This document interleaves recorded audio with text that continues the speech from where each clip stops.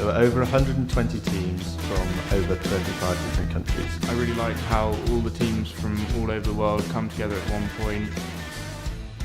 I'm Nathan Burrow. I'm a third year mechanical engineering student and I'm head of aerodynamics and vehicle dynamics. Charlie Hodgson, I'm team principal for UBRacing at University of Birmingham. I'm Seb, I'm head of composites at the University of Birmingham Formula Student team, UBRacing.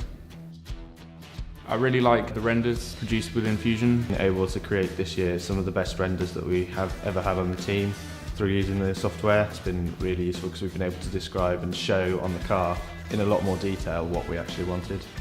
What we found really useful was the ability to share a folder of documents. So we had a team of 6 and we could all access the files, the CAD files, the simulation files all at the same time and share them instantly. We can just upload it to the cloud and then no matter where we are on campus or whether at home, we can access it.